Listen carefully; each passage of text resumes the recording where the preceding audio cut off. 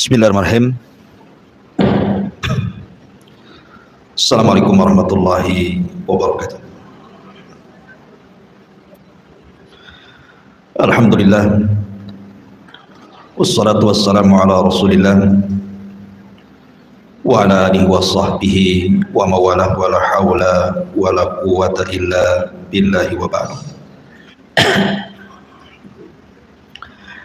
Kita lanjutkan kajian kita, masih membahas kitab Arba'in Nawawi, dan kita masuk pada hadis ke-26.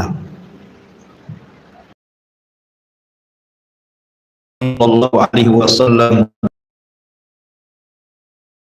sadaqatun kullu yawmin tatlu'u fihi syamsu ta'dilu bainal itsnaini sadaqatun wa tu'inu biha lahu 'alaiha mata'ahu sadaqatun wal kalimatu thayyibatu sadaqatun wa bi kulli khutwatin tamshiha ila sholati sadaqatun wa tumitul adha 'anil tariqi sadaqatun. Rawahul Bukhari wa Muslim. Dari Abu Hurairah radhiyallahu anhu, ia berkata, Nabi sallallahu alaihi wasallam bersabda, setiap persendian dari manusia itu ada sedekahnya pada setiap hari yang matahari terbit padanya, dan berbuat adil ketika mengislah dua orang yang sedang bertengkar adalah sedekah. Kemudian menolong seseorang dalam urusan kendaraannya, membantunya agar bisa menaiki kendaraannya atau mengangkat barang-barangnya ke atas kendaraannya adalah sedekah. Kemudian sebuah ucapan yang indah, yang santun, yang baik adalah sedekah. Kemudian setiap langkah yang kau ayunkan menuju tempat salat juga sedekah, serta engkau menyingkirkan gangguan dari jalan adalah bagian daripada sedekah. Hadis ini dikeluarkan oleh Imam Al-Bukhari dan juga Muslim. Baik. Hadis ini menjelaskan kepada kita bahwa sedekah itu tidak mesti menggunakan uang. Sedekah itu tidak mesti menggunakan uang. Ada perkara-perkara tanpa uang juga dianggap sedekah. Sebab kalau seandainya sedekah itu mesti dengan uang, kasihan orang-orang miskin tidak bisa bersedekah. Makanya Nabi Shallallahu Alaihi Wasallam membuat pilihan kepada orang-orang yang tidak punya harta, mereka bisa bersedekah dengan cara seperti ini. Dan ini kemuliaan Islam, mencakup orang kaya dan juga orang miskin. Dua-duanya bisa bersedekah. Di sini Nabi Shallallahu Alaihi Wasallam menjelaskan beberapa perkara, hal-hal yang bisa manusia itu bersedekah. Kata Nabi Shallallahu Alaihi Wasallam, setiap persendian dari manusia itu ada sedekahnya setiap hari ketika matahari terbit. Dan kita tahu bahwa persendian manusia itu jumlahnya berapa? 360 persendian. Maksudnya persendian itu yang menyambung tulang dengan tulang, itu disebut persendian. Kayak sini nyambung ke sini, ini nyambung ke sini, nah, ini nyambung ke sini. Nah, itu ya. Jadi satu sendi ke sendi yang lainnya, sambungan tulang dengan tulang yang lainnya, kalau dihitung dari atas kepala sampai kaki itu, kata Nabi Shallallahu Alaihi Wasallam, khalaqallahu ibna Adam ala sittina wa thalathumi'ati mafsalan. Kata Nabi Shallallahu Alaihi Wasallam, Allah Subhanahu Wa Taala menciptakan Bani Adam itu jumlah persendiannya 360 sendi. Kapan Nabi SAW menghitung? Kok bisa tahu bahwa persendian itu ada 360? Tentu wahyu.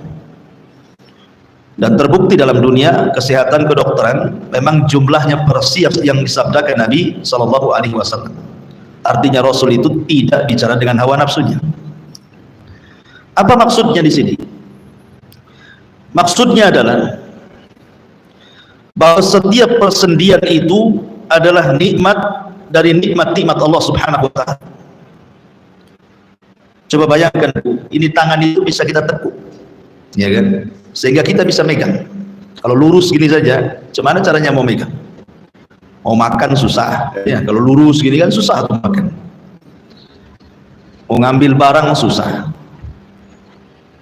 Artinya setiap persendian itu adalah bagian daripada nikmat yang Allah anugerahkan. Dari atas kepala sampai kaki itu semua nikmat. Lah karena ini sebuah nikmat, maka nikmat-nikmat ini akan ditanya di hadapan Allah Subhanahu wa ta'ala. Allah berfirman, "Tsumma latus'alunna yauma idzin 'anin na'im." Sungguh kalian akan ditanya kelak pada hari kiamat dari nikmat yang Allah Azza wa Jalla anugerahkan kepada kita. Allah berikan mata, Allah akan tanya mata kita. Allah berikan telinga, akan ditanya telinga kita. Allah berikan lisan, akan ditanya lisan kita. Termasuk tangan, termasuk kaki, pendengaran, penglihatan, akal, dan begitu seterusnya. Dari atas kepala sampai kaki itu akan ditanya. Makanya karena ini sebuah nikmat yang akan ditanya, sudah selayaknya dari 360 persendian itu dianjurkan untuk sedekah. Sedekah dengan cara digerakkan dalam rangka beribadah kepada Allah Azza wa Jalla, baik itu berupa zikir, doa, ataupun melangkahkan ke tempat-tempat yang memang di situ ada ibadah seperti majelis ta'lim dan sholat dan begitu seterusnya. Bahkan dalam sebuah hadis Nabi SAW, cara untuk supaya kita sudah bersedekah dari 360 sendi itu cukup dengan 2 rakaat salat duha. Dalam hadis Muslim bahwa dengan cukup 2 rakaat duha itu sudah menggantikan 360 persendian yang dianjurkan untuk sedekah setiap harinya. Artinya di sini sekali lagi bahwa kita harus menghadapi nikmat itu dengan syukur. Badan yang kita miliki ini adalah nikmat dari Allah Azza wa Jalla. Makanya dalam Al-Quran Allah mengatakan, wa fi anfusikum afala tubsirun, dan dari diri kalian itu ada kekuasaan Allah kalau kalian mau melihat. Kalau kita mau ngaca gitu ya, dari kepala sampai kaki itu semua nikmat. Bagaimana Allah Subhanahu wa ta'ala letakkan masing-masing anggota badan itu sesuai dengan letaknya. Ya, mata di situ, hidung di situ, telinga di situ, dan begitu seterusnya. Baik. Kemudian di sini Nabi SAW setelah menyebutkan bahwa setiap persendian itu ada sedekahnya, maknanya karena itu sebuah nikmat, maka sedekahnya adalah dalam bentuk syukur, gitu ya. Dalam bentuk syukur dengan memanfaatkan seluruh anggota badan di jalan Allah Subhanahu wa ta'ala. Kemudian Nabi SAW menyebutkan sedekah yang bisa menandingi itu semuanya. Ta'dilu bainal itsnaini shadaqatun. Termasuk seseorang melakukan atau berbuat adil di antara 2 orang yang sedang bertengkar, kemudian kita akurkan, itu bagian daripada sedekah. Gini Bu ya, kita tahu bahwa sedekah itu ada yang sifatnya muta'addi, artinya bermanfaat untuk orang lain,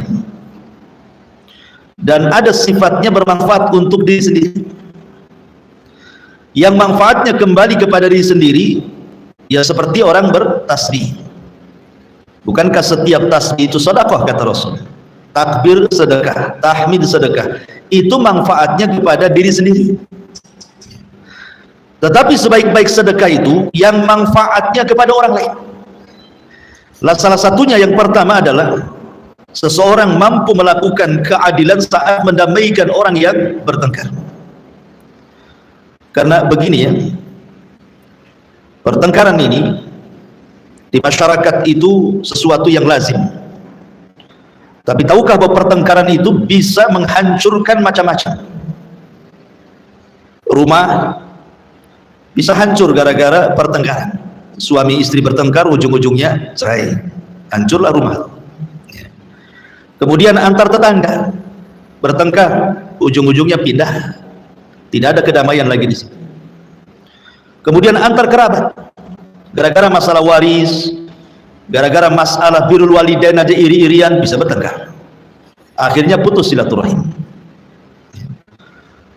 Atau mungkin gara-gara hutang, seseorang berhutang tidak mau bayar, bertengkar, akhirnya kemudian menjauh, musuhan, terkadang saling ejek-ejekan. Artinya bahwa pertengkaran itu merusak. Lah ketika ada orang yang hendak mendamaikan, maka orang yang mendamaikan ini adalah orang yang mulia, sangat mulia ketika mendamaikan dua orang yang sedang bertengkar tiba-tiba akur lagi. Makanya kan tidak semua ada orang yang mau juru damai kan, nggak ada orang yang juru damai itu, karena memang resikonya besar. Orang yang juru damai itu bisa dimusuhi oleh salah satunya atau dimusuhi dua-duanya. Itu risikonya juru damai itu, makanya pahalanya besar orang yang juru damai itu. Sampai-sampai Nabi SAW bersabda dalam hadis yang dikeluarkan Imam Abi Dawud dan Tirmidzi dari hadis Abi Darda radhiyallahu anhu. Kata Nabi SAW, "Ala ukhbirukum bi afdhala min darajatis siyami was salati was sadaqati." Kata Nabi SAW, maukah aku kabarkan kepada kalian amalan yang jauh lebih afdal dibandingkan puasa, dibandingkan salat, dibandingkan sedekah? Qalu bala ya Rasulullah, tentu wahai Rasul, amalan apa? Maka Nabi SAW mengatakan, salahu dzatil bayyin, kamu bisa mengakurkan dua orang yang sedang berselisih, kamu bisa mengislah dua orang yang sedang bertengkar. Kenapa demikian? Fa inna fasada dzatil bayyin hiyal hadiqah, karena terkadang rusaknya hubungan dua orang itu bisa menghilangkan agama. Ya karena kalau sudah bermusuhan itu kan larinya kemana-mana, akhirnya mencaci, dosa mencaci, memaki, gibah, ya kan? Terkadang kemudian menyakiti, baik secara fisik ataupun secara lisan, tak jarang kemudian sampai bunuh-bunuhan. Jadi banyak yang akan dilanggar, makanya bisa menghancurkan agama. Makanya ketika ada dua orang yang bertengkar, datang orang ketiga mengislah, berarti sedang memperbaiki agama. Makanya derajatnya lebih tinggi dibandingkan salat, dibandingkan puasa, bahkan dibandingkan sedekah dengan harta. Luar biasa ya. Ma'asyiral muslimat yang dimuliakan Allah Subhanahu wa taala. Akan tetapi tentu mengislah dua orang yang sedang bertengkar itu harus siap dengan risiko. Makanya Rasulullah SAW mengatakan kepada para sahabatnya dan juga tentu ini nasihat kepada kita. Kata Nabi SAW, berangkatlah, islah dua orang yang sedang bertengkar walaupun mereka hendak mengusir diri. Karena itu risiko kan, terkadang kita mau mengislah, kita pula dimarahi, diusir gitu. Kata Rasul, coba saja, suruh dicoba gitu. Kalau tidak bisa ya sudahlah, yang penting saya sudah mengakurkan keduanya. Kalau belum akur ya saya serahkan kepada Allah Azza wa Jalla. Tetapi tentu harus ada adab-adabnya ibu ya. Tidak kemudian melihat ada orang yang bertengkar langsung ibu nyelonong ke situ mengislah keduanya. Nggak bisa macam itu. Umpamanya ibu punya tetangga, ada suami istri lagi bertengkar, langsung nyelonong aja ke rumahnya. Ada apa ini? Nggak boleh. Ya.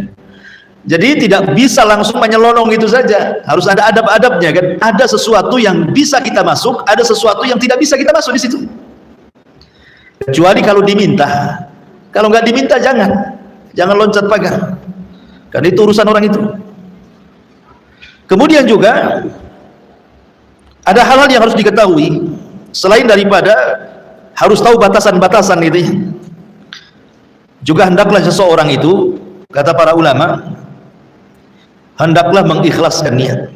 Jadi kalau kita hendak mendamaikan orang itu, ibu harus betul-betul ikhlas, memang ingin mendamaikan. Karena terkadang kalau tidak punya ikhlas, terkadang mendamaikan, tahu-taunya memihak salah satunya, kan bahaya. Atau karena ketidakikhlasan, bukannya makin damai, makin pula disulut emosinya, gara-gara datang orang ketiga.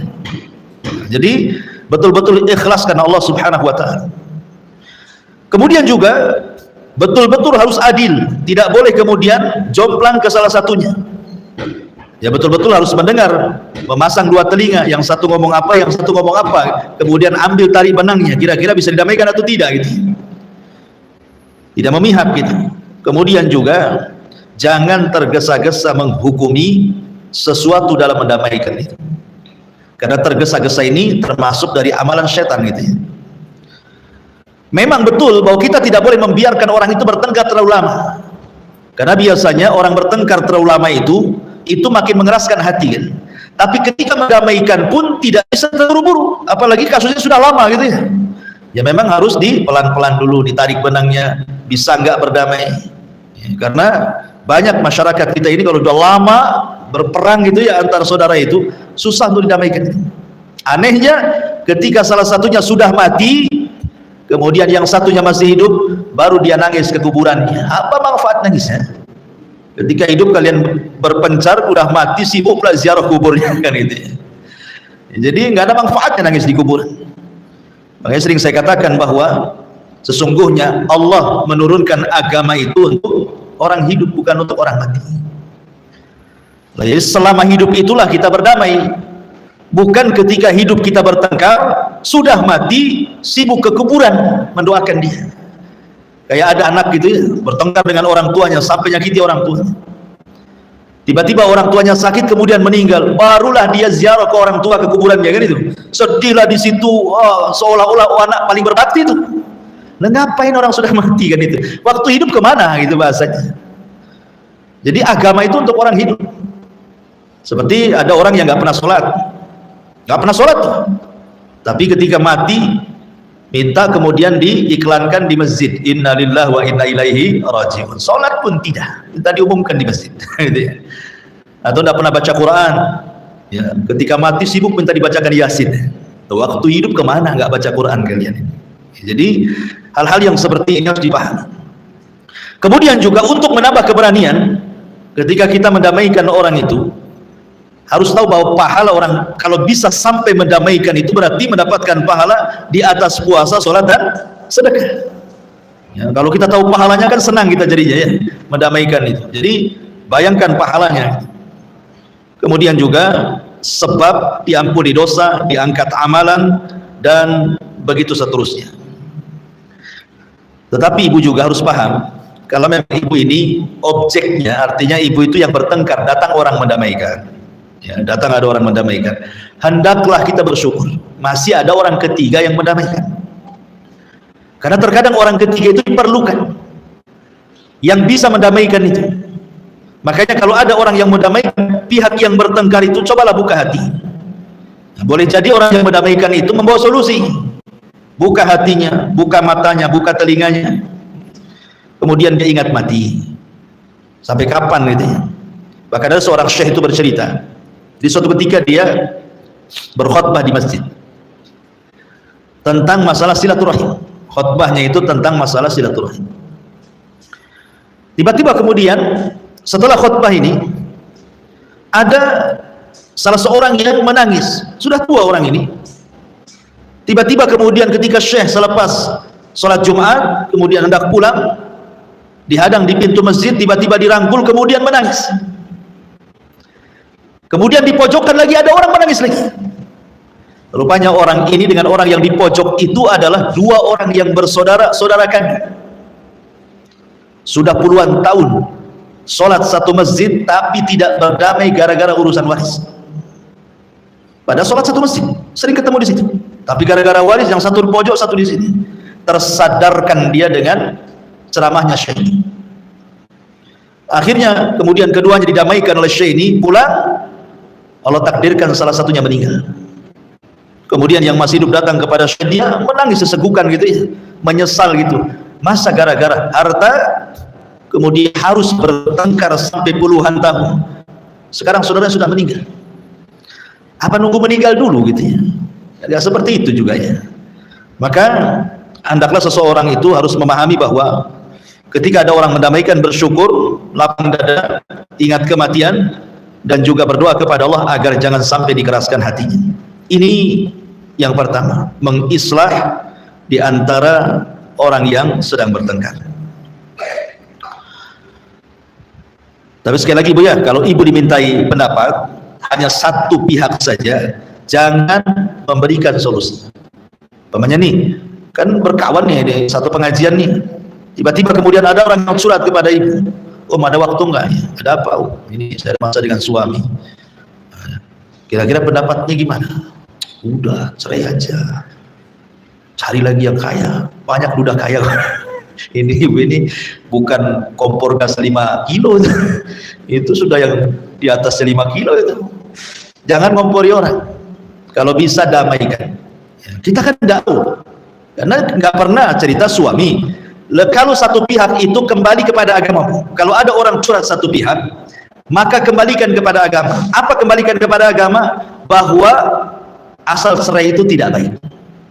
Maka nasihati sebaiknya kembali kepada suami. Kembali kepada suami. Walaupun umpamanya kita tahu bahwa suaminya itu kurang ajar gitu kan. Karena kita belum mendengar sebelah pihak kan gitu ya. Baru satu pihak. Kalau hanya mendengar satu pihak, kembalikan kepada hukum asal. Bahwa bercerai itu tidak baik. Nasihati suruh balik, suruh sabar gitu. Jadi itu yang harus dipahami ketika mendamaikan dua orang yang sedang bertengkar.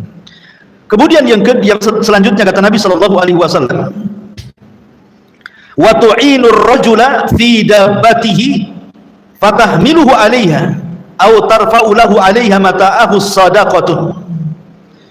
Kemudian kata Nabi Shallallahu Alaihi Wasallam, menolong seseorang dalam urusan kendaraannya, membantu agar bisa menaiki kendaraannya, atau engkau mengangkat barang-barangnya ke atas kendaraannya, kalau itu dilakukan maka itu bagian daripada sedekah. Baik. Masyarul muslimin, muslimat yang dimuliakan Allah Subhanahu wa taala.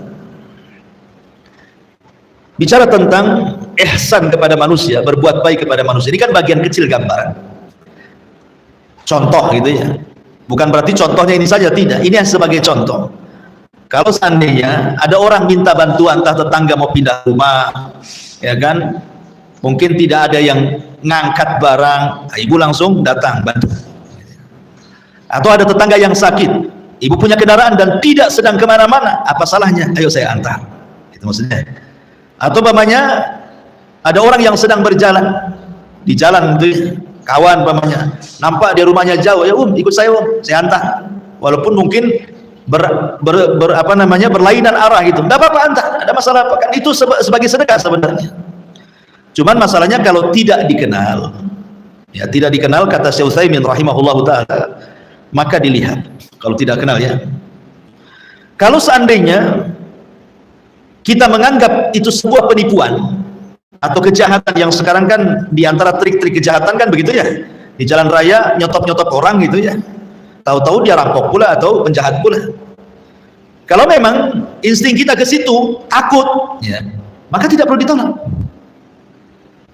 Tapi kalau seandainya feeling kita memang dia membutuhkan, bahkan kalau seandainya sampai membahayakan nyawa dia, kita berdosa kalau tidak menolong.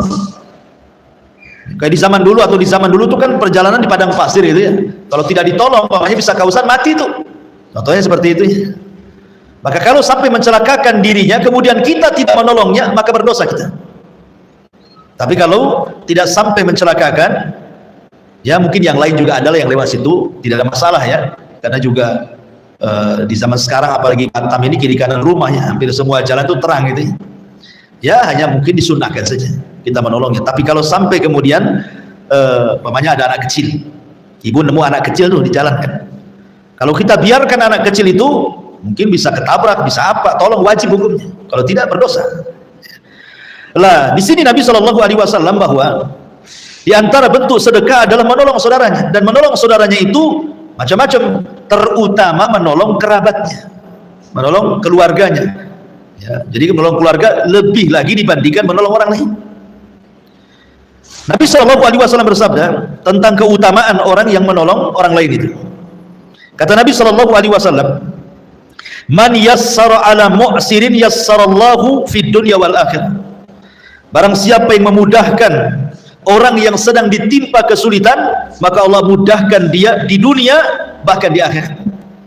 Bayangkan di antara keutamaannya, Allah berikan kemudahan kehidupan dia di dunia, dan Allah berikan juga kehidupan kelak di akhirat. Orang yang suka nolong orang, subhanallah itu ya. Padahal pada hari kiamat itu tidak ada yang menolong kecuali amalan. Maka yang bisa menolong pada hari kiamat adalah amalan dia. Ketika dia banyak menolong di dunia, maka dia akan banyak ditolong di akhirat. Kemudian juga Nabi SAW mengatakan, "Waman farraja'an muslimin kurbatan farrajallahu anhu kurbatan min qurabati yaumil qiyamah." Barang siapa yang berusaha untuk menghilangkan keperitan-keperitan hidup seorang muslim, maka Allah Subhanahu wa taala akan hilangkan seluruh keperitan-keperitan hidup kelak pada hari kiamat. Karena begini ya, pada hari kiamat itu semua orang susah. Bagaimana matahari didekatkan, bagaimana keringat dicucurkan, bagaimana dia akan berdiri dan tidak bisa duduk, apalagi dibaringkan badannya, sehingga akan banyak kesulitan. Lah orang-orang yang kemudian menolong saudaranya, maka itu dia sudah bersedekah. Dan Nabi SAW mengatakan bahwa pada hari kiamat sedekah akan menjadi penaung bagi dirinya dari cahaya matahari dan kepalanya. Ya kan? Sab'atun yuzilluhumullahu fi dhillihi yauma la dhilla illa dhilluh. Jadi sedekah itu salah satu adalah penghalang kepala dan matahari. Maka dalam bentuk sedekah, baik sedekah harta atau sedekah yang seperti ini bisa menolong kesulitan kita pada hari kiamat. Bahkan lebih daripada itu, Nabi SAW mengatakan, "Sanaiul ma'ruf taqi masari as-su." Orang yang suka menolong orang lain itu, maka dia akan diberikan hadiah kalau meninggal husnul khatimah. Ya, taqi masari as-su, akan menghilangkan kesulitan-kesulitan saat sakaratul maut, gitu maksudnya. Dan ini keutamaan yang luar biasa. Kemudian juga di antara keutamaannya, Nabi SAW pernah ditanya, "Ayyul a'mali ahabbu ilallah?" Rasul, amalan apa sih yang paling dicintai Allah Subhanahu wa taala? Maka Nabi SAW mengatakan, "Ahabbun nas ilallahi anfa'uhum linnas." Amalan yang paling baik, yang paling dicintai Allah adalah seseorang bisa memberikan manfaat kepada manusia. Kalau seandainya kita tidak bisa lah ya, artinya mau nolong nggak ada tenaga, mau ngasih duit tidak ada duit, ya. Pokoknya tidak bisa, dengan tenaga tidak bisa, dengan uang juga memang tidak ada uang, ya. Kalaupun tidak bisa dengan itu semuanya, minimalnya dengan lisan, ya, dengan lisan supaya meringankan kesusahannya. Jadi ucapan-ucapan yang masuk ke dalam hatinya itu menyenangkan hatinya, gitu maksudnya. Karena terkadang ada orang itu disenangkan dengan lisan orang. Karena tabiat manusia itu, Bu, orang akan senang kepada kita ini karena kita suka berbuat baik sama orang itu. Itu tabiat manusia itu. Orang akan senang kepada orang yang berbuat baik kepada dia. Tabiat manusia siapapun. Makanya kenapa Nabi SAW membuat kaidah di sini. Sebenarnya kemudian ketika kita hendak dicintai manusia, tidak perlu dengan cara menjilat dan yang semacamnya. Cukup berbuat baik kepada dia saja, lama-lama dia suka dengan kita. Karena ini kaidah agama. Yang melembutkan hati manusia kan bukan uang. Yang melembutkan hati manusia itu Allah. Wa allafa baina qulubihim law anfaqta ma fil ardi jami'an ma allafta baina qulubihim. Yang melembutkan hati orang itu adalah Allah. Kalau kau infakkan semua hartamu untuk melembutkan hatinya, tidak mungkin bisa. Karena hati manusia itu dilembutkan oleh Allah Azza wa Jalla. Ketika kita mengikuti saran-saran Allah dan Rasulnya, maka itu salah satu bentuk kelembutan, membuka kelembutan hati manusia. Kemudian kata Nabi Shallallahu Alaihi Wasallam juga, wal kalimatut thayyibatu sadaqatun. Dan kalimat yang santun, kalimat yang baik itu sedekah. Karena begini, gara-gara satu kalimat iblis dikeluarkan dari surga. Coba bayangkan, gara-gara satu kalimat iblis bisa dikeluarkan dari surga. Apa kalimatnya? Dia mengatakan kepada Allah Subhanahu wa taala ketika dia disuruh untuk sujud kepada Adam, apa kalimatnya? Ana khairum minhu khalaqtani min nar wa khalaqtahu min tin. Aku lebih baik ya Rabb dibandingkan si Adam itu. Aku loh diciptakan dari api, kau ciptakan dia dari tanah. Sebab satu kalimat ini, apa kata Allah? Fakhruj minha fa innaka rajim. Keluar kau dari surga, kau makhluk yang terkutuk. Lihat. Gara-gara satu kalimat iblis dikeluarkan dari surga. Artinya apa? Artinya ucapan ini bisa membahayakan. Ya, ucapan manusia bisa membahayakan. Gara-gara satu kalimat orang bisa dibunuh. Gara-gara satu kalimat hilang silaturahim, yang ada putus silaturahim. Gara-gara satu kalimat gitu ya, terjadi pertengkaran di mana-mana. Gara-gara satu kalimat suami bisa mencerai istri. Jadi lisan ini memang harus dijaga. Makanya Nabi SAW sampai mengatakan dalam sebuah hadis itu, wa innal abda la yatakallamu bil kalimati la yulqi laha bala. Ada seorang hamba, kata Rasul, mengucapkan satu kalimat. Lihat, ibarah Nabi SAW tidak mengatakan berkalimat-kalimat, tidak. Terkadang ada seorang hamba mengucapkan satu kalimat, tapi satu kalimat ini mengandung kemurkaan Allah, diucapkan tanpa sadar. Bayangkan, diucapkan tanpa sadar, satu kalimat ini mengandung kekufuran, mengandung kemurkaan Allah. Apa kata Rasul? Yahwi sahibuha fi nari jahannam ab'ad ma bainal masyriqi wal maghrib. Cukup bagi dia ditenggelamkan ke dalam jahanam yang dalamnya lebih jauh dibandingkan jarak antara barat dan timur. Gara-gara satu kalimat. Ya. Makanya Aisyah radhiyallahu anha pernah ditegur gara-gara satu kalimat. Aisyah radhiyallahu anha itu sebenarnya tidak ngomong, tidak, dia tidak mengucapkan, dia hanya mengisyaratkan, saya ini tinggi gitu ya, Sofia itu pendek gitu. Hanya gitu saja, tidak ngomong, hanya pakai tangan saja gini-gini. Tapi Rasul paham bahwa Aisyah hendak mengatakan Sofia itu pendek, itu satu kalimat, cuma pakai isyarat. Dan bagi Nabi SAW ini bagian daripada ghibah. Makanya Nabi SAW mengatakan, ya Aisyah, laqad qulti kalimatan law mujizat bihal bahru lamazazathu. Wahai Aisyah, engkau sudah mengucapkan satu kalimat, kata Rasulullah, yang kalau seandainya dilempar ke dalam air lautan cukup mencemari itu satu dunia lautan. Saking buruknya ucapan ghibah itu, sampai bisa mencemari semua air lautan. Padahal sampah satu kota Batam belum tentu mencemari lautan. Satu kalimat ghibah bisa mencemari lautan, menunjukkan bahwa ghibah itu lebih busuk dibandingkan sampah satu kota Batam, gitu maksudnya. Nah di sini bagaimana Nabi SAW ingin mengingatkan kepada kita, karena begini, kalimat yang baik itu ada dua macam. Kata Syekh Utsaimin rahimahullahu taala, ada yang memang baik secara zatnya. Kalimat itu memang ada yang baik secara zatnya, seperti ibu baca subhanallah bihamdihi subhanallahil azim, alhamdulillah, Allahu akbar, la ilaha illallah, la haula wala quwata illa billah. Itu kan baik secara zatnya. Memang kalimat itu kalimat baik, kalimat zikir kan. Itu namanya baik secara zatnya. Tidak perlu dibahas. Karena banyak berzikir berarti dia sedang mengeluarkan kalimat-kalimat baik. Tetapi di sana ada bagian daripada ibadah, mungkin kalimat-kalimat mubah, kalimat-kalimat mubah, tapi tujuannya menyenangkan orang. Kalimat itu kalimat mubah, ya tanya gimana kabarmu, gimana sehat gak kamu, gimana anak-anakmu, ya bahasa-bahasa mubah sehari-hari ya, ibu ngobrol gitu. Tapi tanpa terasa di obrolan itu, akhirnya yang tadinya dada orang itu sempit jadi lebar. Yang tadinya rumsak itu jadi sedikit demi sedikit terurai gara-gara ngobrol sama ibu saja. Kan kadang ada orang banyak masalah itu kan terkadang tidak bisa disimpan dan dikeluarkan kan. Nah, ibu ini sebagai pendengar setia kadang-kadang itu sudah bisa plong, karena orang ini ingin mengeluarkan tetapi dikeluarkan. Tak mungkinlah dia ngobrol sama tiang di sini, dan harus ada lawannya kan. Kadang-kadang cukup mendengarkan, kadang-kadang mungkin nimpali, yang sabar ya cuman gitu sih kalimatnya. Tapi itu sudah masuk ke dalam hati, itu sudah enak, ikut simpati namanya. Nah, itu juga itu dikatakan kalimatut thayyibah, kalimat yang baik. Tapi saya sarankan Bu, kalau ada orang yang curhat sama ibu harus minta izin dulu sama dia. Pokoknya ada orang, ada waktu enggak nah, saya ingin curhat, ibu harus tanya dulu, ini curhat ini masalah aib atau bukan, masalah aib atau bukan. Kalau masalah aib saya tidak mau dengar. Kemudian dipaksa nggak apa-apa Om, tolong saya bapaknya. Nah, tolong saya izinkan, saya minta izin, boleh nggak saya dengar? Ya, harus minta izin tuh. Ya, jangan main tarik-tarik. Ada waktu ngomong-ngomong, nggak gitu.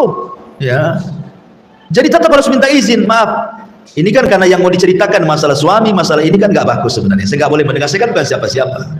Saya minta izin dulu. Ya, harus minta izin dulu ya. Boleh nggak saya dengar? Kalau nggak dengar, nggak boleh nggak usah dengar. Tapi sebisa mungkin ibu harus menghindar sebenarnya. Kalau memang dia mau menceritakan aib dirinya atau orang lain, sebenarnya harus menghindar. Kecuali kalau memang dia butuh dan mungkin dia merasa bahwa ibu ini bisa memberikan solusi, maka ini masuk pada hadis Nabi SAW, idza stansahaka fansah. Apabila saudara meminta saran, berikan dia saran. Ya, jadi tidak main langsung dulu. Ya. Baik. Jadi ini juga termasuk sedekah adalah al-kalimatut thayyibah. Dan keutamaan orang bicara dengan santun itu banyak ya. Pertama, memang kalimat yang baik itu sedekah sebagaimana yang kita sudah bahas di sini. Yang kedua, kalimat yang baik itu bisa ta'aluful qulub. Bisa menyatukan hati. Kalimat yang baik itu bisa menyatukan hati. Yang tadinya keras itu jadi lembut. Kemudian juga kalimat yang baik itu intisar al-syaitan. Kalimat yang baik itu sebenarnya sedang mengalahkan setan, karena setan itu berusaha untuk tahris. Tahris itu berusaha untuk membuat orang itu musuhan. Maka dengan kalimat yang baik dia berdamai. Maka ini salah satu melawan setan dengan kalimat yang baik. Kemudian juga kalimat yang baik itu takunun najatu minan nar, bisa menjauhkan dari api neraka, menyelamatkan dia dari api neraka. Dan kalimat yang baik juga salah satu bisa menggugurkan dosa. Berdasarkan hadis Nabi SAW, inna min mujibatil maghfirati badlus salam wa husnul kalam. Kata Rasul, sesungguhnya yang mewajibkan orang itu diampuni dosa-dosanya adalah dengan cara menjawab salam dan mengucapkan kalimat yang santun ya. Tapi sebaliknya Bu, kalau kalimat itu yang keluar dari lisan ibu itu tidak baik, menunjukkan ibu itu su'ul adab. Kalau ada orang yang omongannya pedas, kasar, berarti tercerminan dari akhlak dia itu. Berarti orang itu memang jelek akhlaknya ya.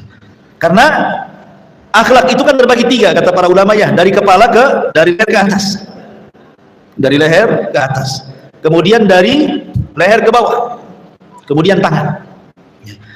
Leher ke atas itu identik dengan mata dan lisan ya, mata dan lisan. Kalau suka melotot, suka marah, itu nggak punya akhlak tuh kepalanya. Tapi kalau suka tunduk, senyum, ngomongnya bagus, itu akhlak, berakhlak. Berarti kepalanya berakhlak. Ya.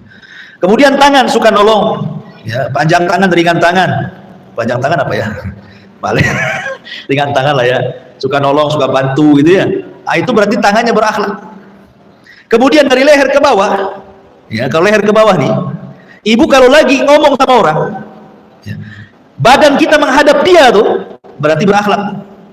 Walaupun yang kita ajak bicara ini adalah mungkin orang yang derajat di bawah ibu. Karena banyak orang-orang yang ketika ngobrol itu tidak menghargai orang yang diajak ngobrol. Badannya kemana gitu ya. Walaupun kepalanya ke arah, tapi badannya tidak lurus ke orang yang ngobrol, tidak dihargai. Harusnya kalau ada ngomong itu, kita hadapi ya, didengerin, betul. Nah, itu beradab. Ya, itu dari leher ke bawah tuh. Karena ada yang lagi ngobrol karena mungkin merasa mungkin dia pembantu atau apa gitu ya, orang miskin, atau bagi dia mungkin derajat di bawah dia, kadang-kadang nampak sombong. Enggak boleh. Manusia di sisi Allah itu sama, mau Anda orang kaya orang miskin sama saja. Yang bedakan itu takwa di hadapan Allah Azza wa Jalla. Itu kan Anda saja merasa lebih terhormat menurut Anda sendiri kan itu, tapi menurut Allah itu sama saja. Belum tentu orang kaya lebih mulia dibandingkan orang miskin, ataupun sebaliknya, karena banyak orang miskin juga sombong. Udah miskin sombong lagi kan.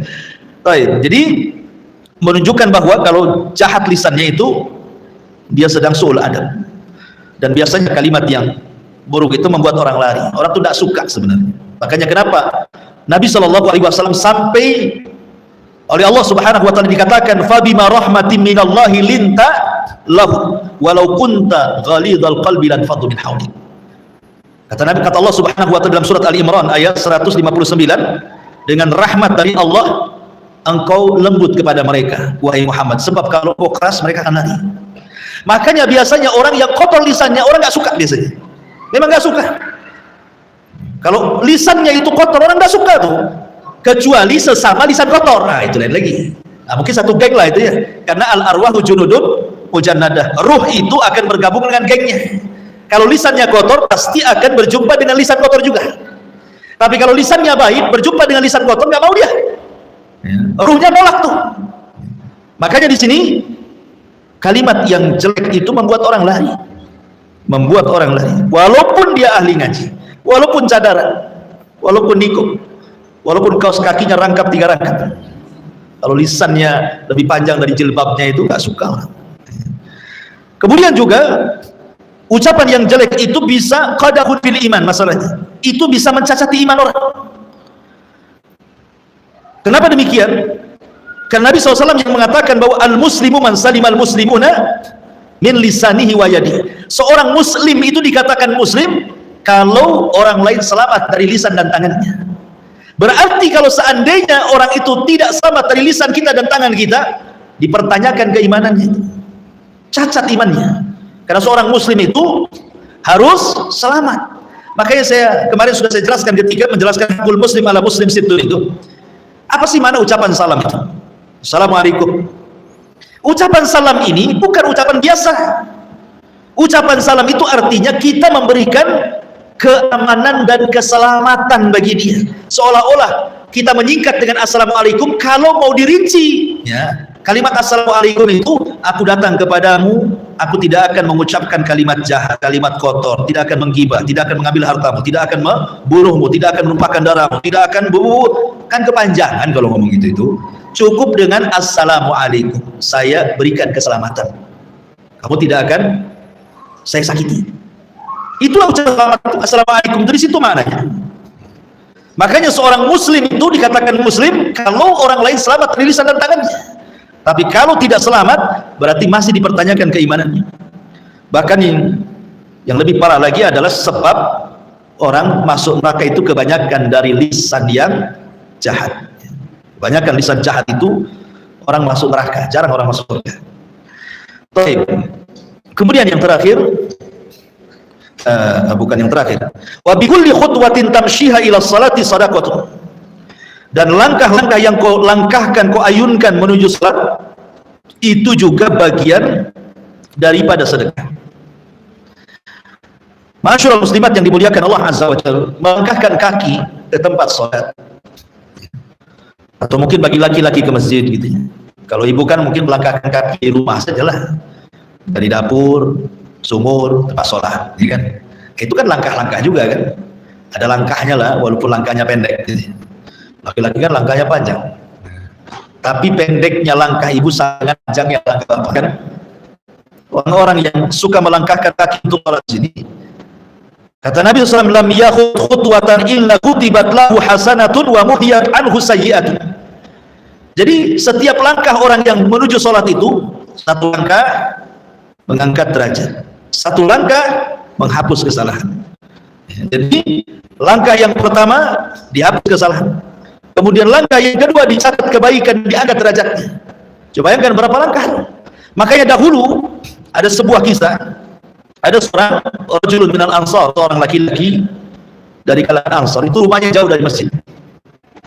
Orang Ansar ini jauh dari masjid. Jadi kemudian dikatakan kepada orang Ansor ini, karena dia kan jalan kaki itu dari masjid dari rumah ke masjid itu. Jadi ada orang yang ingin menolong. Bagaimana kalau seandainya ishtaraitu khimara, aku belikan kau kendaraan berupa keledai, kau bisa naik keledai rumah ke masjid. Itulah dulu orang dulu. Orang dulu itu luar biasa. Isi tidurnya masih enak kan. Ini dibuat pula gunung. Jadi kalau mobil itu di tengah-tengah dia nggak bisa jalan tuh, jadi timbangan jadinya. Ya, jadi itu dosa sosial, jangan dilakukan. Ya kalaupun harus karena ada maslahat, mungkin ada sekolah, ada apa, ya kan? Takut orang kencang-kencang di situ.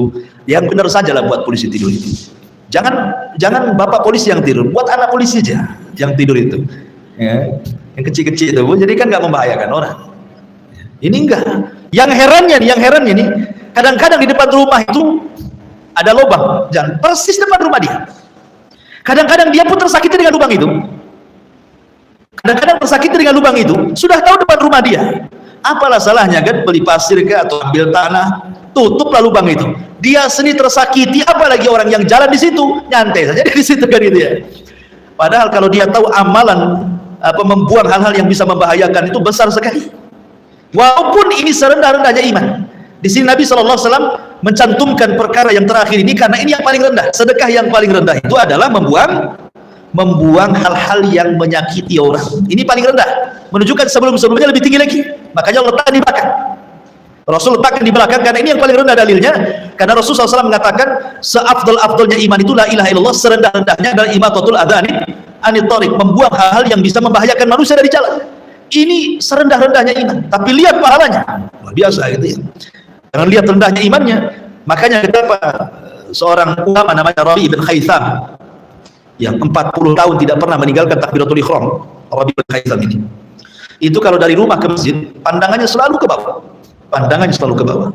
Jadi kalau ada hal-hal yang bisa mengganggu orang itu langsung diambil disingkirkan, langsung diambil disingkirkan. Kadang dia mengucapkan ketika dia mengambil, ya Allah, kalau memang ini ada pahalanya, aku kirimkan kepada orang tuaku yang sudah meninggal. Rabi bin Khaytham sampai seperti itu ya. Ini semua bicara tentang sedekah di luar daripada sedekah harta. Taib, wallahu alam, ini yang bisa sampaikan. Tapi sebelum saya tutup silakan kalau ada yang bertanya. Assalamualaikum Ustaz. Waalaikumsalam. Dari hadis yang berhubungan tadi, yang termasuk sedekah tadi, mendamaikan orang bersedekah, membantu orang lain meninggalkan keuangan, ucapan yang baik, tidak makan menjadi masjid, yang kelima menyingkirkan gangguan di jalan. Ada pandangan poin yang ketiga yaitu ucapan yang baik. Tadi Ustaz ada singgung masalah hubungan antara teman. Di sini ada Ustaz. Ketika kita mendapatkan sosok teman yang memang agaknya kurang baik ya Ustaz. Hari pertama dia datang, dia curhat, kita mendengarkan apa yang dia bicarakan, keluh kesahnya baik dengan suaminya maupun keluh kesahnya tentang keuangan ekonomi. Hari-hari berlalu terus demikian sampai masa ya jadi anak 5 tahun ya berikut dengan orang yang seperti itu. Ternyata kita melihat memang apa yang didapatkan dia seperti itu, waktu sudah pergi kajian dia tidak bisa mengubah akhlaknya. Terus ketika kita mengingatkan dengan secara baik, dia tidak paham bahasa kita Ustaz. Ternyata ketika kita sekali dengan kasar, dia paham Ustaz. Ya, contohnya begini Ustaz, ketika dia mau bercerita panjang, langsung kita stop. Dia sudah pulang ke kamu malah kita lagi bicara. Nah, dengan itu orang yang lebih paham Ustaz, dia langsung menghentikan kata-katanya dan dia pulang. Yang anak tanyakan Ustaz, boleh kita berbicara. Sebab ketika kita menasihatkan kata-kata yang baik dengan hadis yang Ustaz sampaikan, maksudnya kasar di situ meninggikan. Yang tadi Ustaz, meninggikan kata-katanya, bukan menyebut kalimat kotor kan? Oke. Ya, alhamdulillah. Harus dibedakan ya, kalau kasar dengan tegas itu beda. Itu kan tegas ya, dengan cara mengkat atau meninggikan suara gitu ya kan. Ya kadang itu kan teori menasihati, asal jangan keluar kalimat-kalimat yang kalimat itu berbau dosa, seperti kata-kata binatang atau kata-kata yang dianggap kasar gitu ya, atau yang menyinggung. Ya kalau hanya tegas saja, memang orang ini tidak bisa. Kan ada orang itu yang diajak ngobrol terus muter dulu ke Batam Center, ke Tiban, baru ke Batu Haji. Kan ada muter-muter dulu baru ke situ. Intinya ke situ sebenarnya. Cuman karena takut menyinggung perasaan jadi muter-muter dulu dia. Ya. Tapi ada orang yang diajak putar-putar makin pusing dia. Berarti harus to the point saja dia. Ada orang seperti itu ya. Dia kan lihat karakter orang, kembali ke lihat karakter orang. Yang jelas niat kita baik dan kita berusaha menahan tidak mengeluarkan kata kotor. Hanya mungkin dengan cara seperti itu dia bisa sadar, ya insya Allah tidak ada masalah selama tidak mengeluarkan kata-kata. Karena kata-kata itu kan ada, kata-kata itu ada 4 macam. Ya. Kata-kata itu ada 4 macam. Pertama, kata-kata itu ada yang betul-betul memang semua kebaikan dari awal sampai akhir semua baik. Khairun mahad namanya, semua baik. Yang kedua syarrun mahad, semua jahat. Kemudian yang ketiga campuran syarrun wa khairun, dalam omongannya kadang-kadang baik, kadang-kadang diselipkan pula kata-kata kotor, kata-kata jahat ya. Kemudian yang ketiga tidak, yang keempat ya tidak ada kebaikannya, tidak ada kejahatannya, ya kata-kata mubah. Semua akan ditanya di hadapan Allah kecuali kata-kata mubah. Kalau buruk semuanya, kemudian baik semuanya, kemudian campur aduk antara buruk dan yang baik, semua akan ditanya. Yang tidak akan dihisab itu kata-kata mubah, walaupun tetap dicatat oleh malaikat raqib dan atid, tapi tidak dihisab. Jadi seorang muslim itu makanya kan ketika memberikan nasihat itu kan lihat, jangan sampai nasihat di depan orang, sehingga akhirnya niatnya memberikan nasihat ternyata mempermalukan. Jangan di hadapan orang. Niatnya sih bagus, nasihati, tapi ujung-ujungnya membongkar aib dan mempermalukan kan? Tidak boleh. Kemudian yang kedua, ketika kita menasihati orang itu kayak kita bercermin, Bu. Muka kita ada di cermin, berarti ketika kita nasihati orang itu seolah-olah nasihati diri sendiri gitu maksudnya. Jangan merasa kita lebih baik daripada dia gitu. Anggap saja ketika kita nasihati itu nasihati kepada diri sendiri. Kalau itu kaidah yang kita pakai, nah, tentu kita tidak akan merasa bahwa kita lebih baik, kan? Karena ketika menasihati orang itu sama dengan menasihati kita dalam cermin gitu. Berarti balilah diri sendiri. Kemudian juga memilih waktu, memilih kata, kosakata dan begitu seterusnya, karena kata Abdullah ibn Mas'ud radhiyallahu anhu, hati manusia itu ada iqbalnya, ada idbarnya. Ada iqbalnya, ada suatu ketika mudah dia mendapatkan nasihat, ada suatu ketika itu sulit mendapatkan nasihat. Hati manusia itu kadang-kadang seperti itu. Kadang lagi seneng, enak, ngomong apa saja nggak peduli. Ada lagi rungsep, ngomong apa saja masuk ke perasaan, sakit hati. Jadi ada waktu-waktunya iqbal dan idbar. Carilah waktu-waktu ketika dia iqbal hatinya, ketika dia menerima nasihat, disitulah. Sehingga diperlukan memilih waktu, memilih tempat, memilih kosakata gitu ya. Kemudian dimukadimahi dengan apa dulu supaya senang dia gitu. Ajak makan bakso dulu, baru sudah kenyang baru ngomong umpamanya kan itu. Karena dia suka bakso umpamanya. Atau ajak kemana dulu, jalan dulu ke Barelang sana. Nah, sampai di sana dihajar gitu. Maksudnya cari tempat, cari waktu, cari kata itu karena ada sisi-sisi kelemahan hati itu. Nah, waktu sisi-sisi kelemahan dari nasihatnya. Ini kan teori-teori yang disebutkan para ulama. Memang kenyataannya berat nasihati orang. Makanya kenapa pahalanya lebih besar dibandingkan sholat, puasa dan sedekah. Ya, nasihati orang itu. Karena berat gitu. Dan itu amalan yang paling mulia. Ya. Dakwah, mendakwai orang itu amalan yang paling mulia. Sampai-sampai Rasul mengatakan, "Wa man ahsanu qaulan mimman da'a ilallah." Siapa lagi ucapan yang lebih indah dibandingkan orang yang mengajak manusia ke dalam agama Allah? Enggak ada lagi. Itu yang paling tinggi itu. Makanya nasihati orang kan ngajak orang ke agama supaya dia baik, supaya dia berubah kan itu. Makanya risikonya berat, kadang-kadang dimusuhi, kadang-kadang kita pula dihujat, kadang-kadang kita pula dimusuhi dan begitu seterusnya. Ya saya kira tidak masalah kalau hanya tegas saja. Tegas saja. Udah sekali-kali lembuti gitu ya. Habis dimarahi kasih duit gitu. Senang dia. Apa-apa mari terus saja lah dapat duit. Allah. Iya.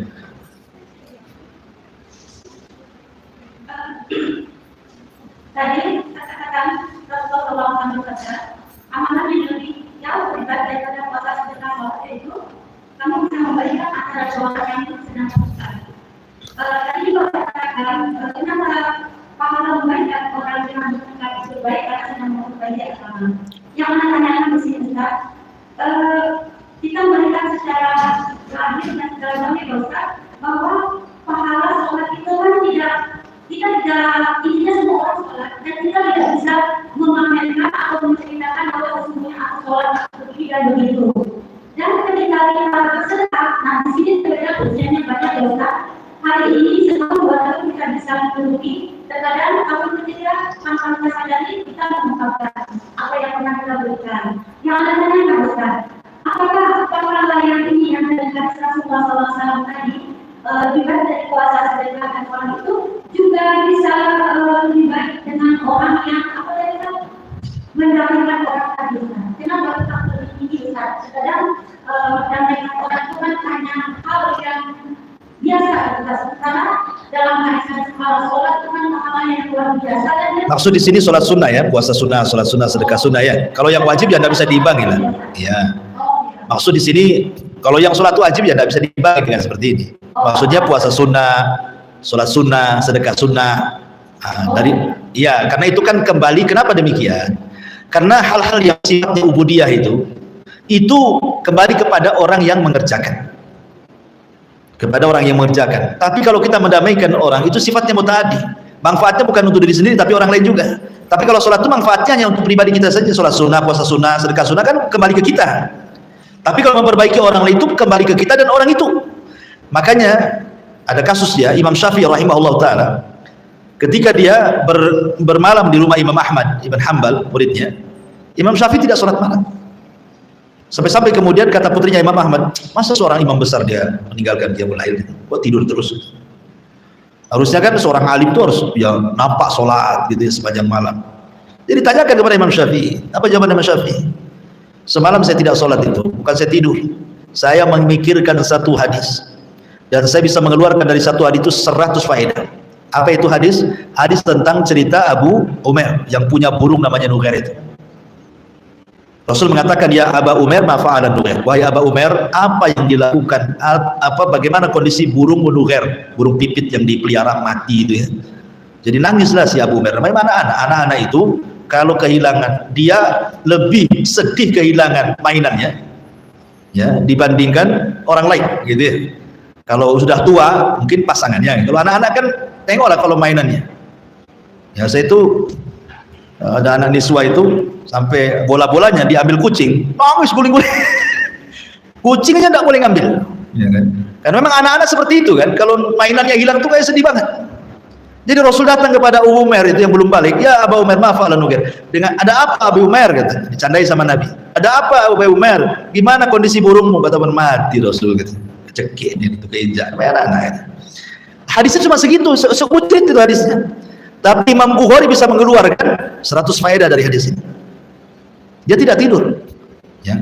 Artinya bahwa ketika dia menggali ilmu untuk disampaikan kepada orang, itu lebih baik dibandingkan sholat malam sampai dari Aisyah sampai subuh gitu ya. Kenapa? Karena manfaat menyampaikan ilmu itu kepada orang untuk diri dan orang lain lagi. Tapi kalau sholat kan manfaatnya untuk diri sendiri. Sama dengan mendamaikan orang, itu kan dakwah juga tuh. Manfaatnya bagi orang lain, makanya lebih baik. Ya. Kalau sedekah sunnah, sholat sunnah atau puasa sunnah kan kembali ke diri sendiri. Itu maksudnya. Ya. Ya. Allah. Ya. Waalaikumsalam. Pakai mic. Kita fungsinya adalah sebagai pemohon. Jadi ada saudara kita, tante kita, berusaha dengan kakak tertentu sudah puluhan tahun. Oke. Dan sudah banyak yang menasihati mereka masuk ke sekarang mati. Nah, sekali kita mungkin kita pemahaman kecil, padahal kita harap sudah paham sedikit mengenai pengusaha mendamaikan kedua orang ini. Bagaimana sebaiknya, apakah dibiarkan saja sampai mereka meninggal? Kalau kita harus berusaha, maka kita biarkan mesti tidak tahu apa-apa, karena jalan kita ada juga satu kita juga tahu yang mereka itu ada di mana. Iya. Ia kan berusaha untuk mendamaikan kan terus saja, nggak bisa kemudian berhenti dengan sekali coba langsung kemudian sudah nggak bisa namanya. Itu namanya sudah kalah sebelum perang kan itu ya. Terus saja cari upaya saja, nggak bisa cara A, cara B, nggak bisa langkah B, langkah C, carilah. Ya. Bahkan dalam mendamaikan orang itu boleh berdusta. Dalam Islam itu dusta nggak boleh, tapi dalam mendamaikan dibolehkan berdusta. Banyak datang kepada orang yang musuh itu.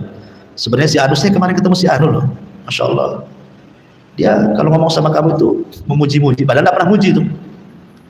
Supaya maksudnya betul tak kan itu ya. Mungkin awalnya percaya nggak percaya kan. Kayak peteris yang bolong aja, mana ada dia muji saya. Awalnya mungkin dia berpikir seperti itu. Tapi ketika kita pergi, kadang-kadang ucapan orang itu melekat loh dalam hati. Mungkin ketika ngobrol biasa-biasa aja, tapi akan kepikiran tuh sama dia.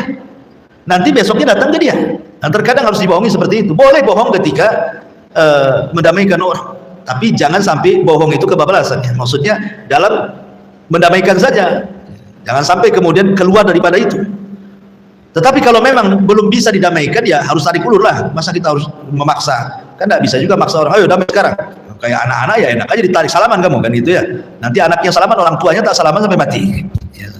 Kan ada tuh anak tetangga dengan tetangga kan, gara-gara anak bermasalah tuh tetangga tuh. Anaknya suruh salaman anaknya, main lagi dia. Ibunya dengan ibunya ini nggak pernah akur sampai pindah rumah. Yang satu ke Batam Center, yang satu ke Barelang, nggak ketemu. Padahal anak sudah akur kan. Apalagi yang bertengkar ini orang tua ya. Banyak merasa bahwa yang bertengkar ini paman-paman atau bibi-bibi yang usianya jauh kan itu ya.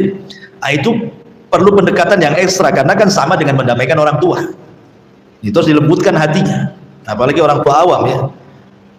Ya saya kira pertama ya berdoa kepada Allah supaya kedua-duanya dilembutkan hatinya. Kemudian juga upayakanlah cari orang ketiga untuk mendamaikan. Terkadang kalau kita tidak sanggup mendamaikan orang, cari orang yang bisa mendamaikan orang tersebut. Ya. Jangan kemudian kita tidak bisa dipaksakan juga, cari orang ketiga, cari ustadz, cari apa gitu ya, supaya yang disegani orang yang bertengkar itu. Kalaupun sudah diupayakan, ya sudahlah, ya kan. Berdoa saja kepada Allah Azza wa Jalla, nanti lain waktu lagi mulai lagi. Tapi jangan sampai kemudian kita dikalahkan dengan setan. Setan kan begitu. Kalau kita berdakwah kemudian tidak pernah berubah, akhirnya dia mengatakan ya sudahlah, ngapain saya dakwai dia, nggak berubah-berubah juga. Itu setan menang di situ. Karena tugas kita berdakwah itu bukan memaksa orang mengikuti dakwah kita, tapi menyampaikan kebenaran sampai kepada dia, sampai dia sadar. Kalau tidak sadar-sadar, memang taufik milik Allah. Tapi jangan berhenti berdakwah gitu maksudnya. Sebab kalau sampai berhenti berdakwah, masuk pada hadis tentang kisah Bani Israil. Ketika ada dua orang yang bersaudara, yang satu soleh, yang satu tidak soleh. Akhirnya yang soleh ini bosan mendakwai kawan yang tidak soleh karena tidak sadar-sadar. Salah pula dia mengucap dan mengatakan, demi Allah kalau engkau tidak tobat, ku jamin kau tidak akan keluar dari neraka, ku jamin kau tidak akan diampuni dosanya. Padahal dua kalimat ini kalimat takdir. Jangan ngomong seperti itu. Sorga dan neraka itu milik Allah. Kita tidak berhak mengatakan, ku jamin kau tidak akan keluar dari neraka. Loh, neraka ini milik Allah. Kita bisa jamin pula. Kau tidak akan diampuni, ampunan milik Allah. Hanya gara-gara salah ngomong, padahal niatnya baik kan. Dia sudah bosan menasihati karena tidak sadar-sadar, akhirnya mengucapkan kalimat yang di luar kesadaran dia, akhirnya melewati takdir Allah. Dari situ ketika dua-duanya diwafatkan, justru yang orang soleh ini dimasukkan ke neraka. Kenapa? Karena tidak bertobat dari lisannya, tidak mencabut kata-katanya. Yang jahat ini di ujung hayatnya dia tobat, masuk surga dia. Itu menunjukkan ampunan milik Allah. Nah, jadi ketika menasihati juga jaga kata-kata, nah, gitu ya. Jangan sampai seperti orang ini. Wallahu a'lam. Iya.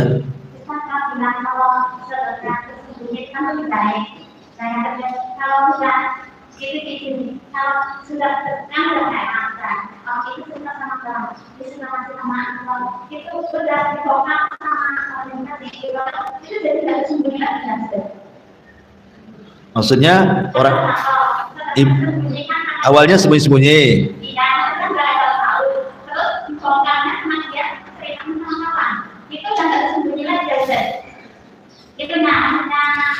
Iya gini Om, kalau maksudnya kita menasihati itu sembunyi-sembunyi. Yang penting kita nasihati. Oh sedekah, oke, afwan. Sedekah sembunyi-sembunyi dibongkar sama siapa? Orang yang disedekahkan. Orang yang menerima sedekah. Keceplosan bahwa yang ngasih sedekah itu si Anu gitu. Caranya sedekahnya lewat orang.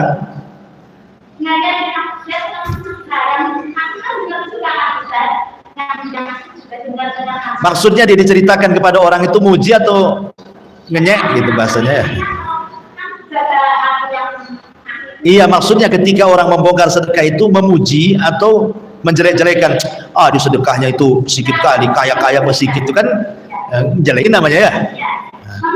Memuji. Ya kalau memuji ada apa-apa, karena kan yang membongkar bukan orang yang bersedekah. Kalau seandainya ada pujian karena sedekahnya, maka itu kata Rasul busyrul ajil, tilka busyrul ajil, itulah kabar gembira yang didahulukan di dunia sebelum akhirat.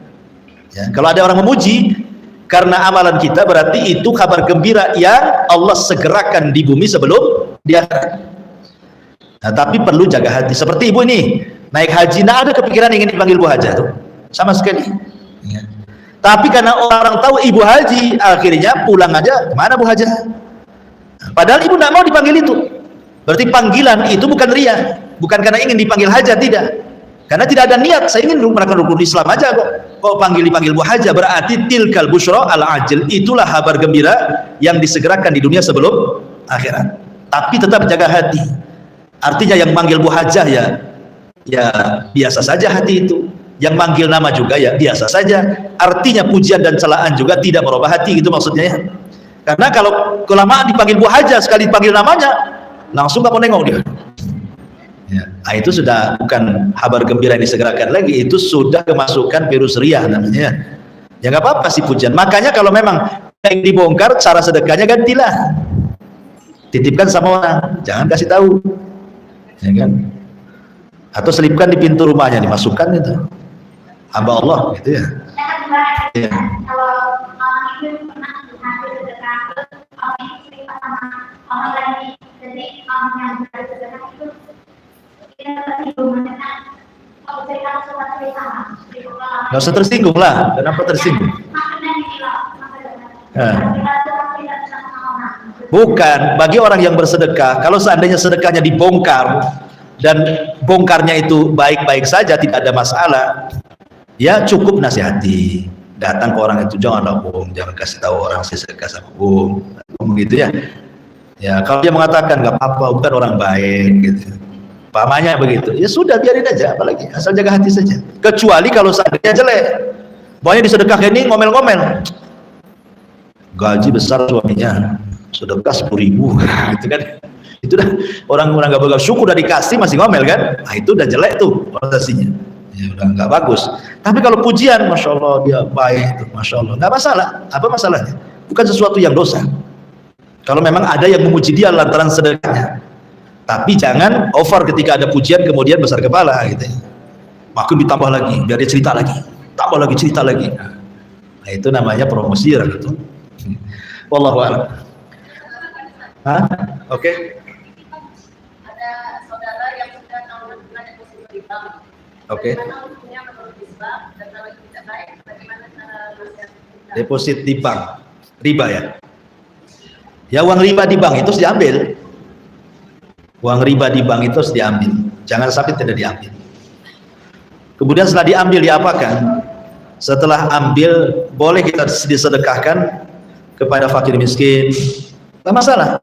Uang riba itu boleh diberikan kepada fakir miskin, atau kepada jalan-jalan, atau kepada solokan, jembatan, tidak masalah. Tapi niatnya bukan niat sedekah, ingat ya. Niatnya takhallus, ingin melepaskan uang sial. Jadi kita dapat pahala itu dari niat ingin melepaskan riba, bukan dari sedekah. Boleh umpamanya ada saudara, ada tetangga punya utang, pakai uang riba aja, bayar pakai uang riba ini, ya. Atau ada orang sakit tetangga nggak punya biaya, nggak apa-apa. Ulama bolehkan, tidak ada masalah. Walaupun ada yang membatasi uang riba itu hanya diperbolehkan untuk yang sifatnya dihinakan saja, jalan, jabatan dan yang lainnya. Tidak, bisa untuk orang sakit. Tapi sekali lagi niatnya bukan untuk sedekah, tapi niatnya takhallus, melepaskan diri dari riba. Di situ letak pahalanya.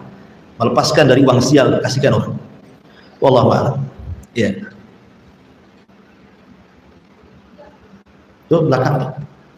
Nah, kasih mic-nya ke belakang.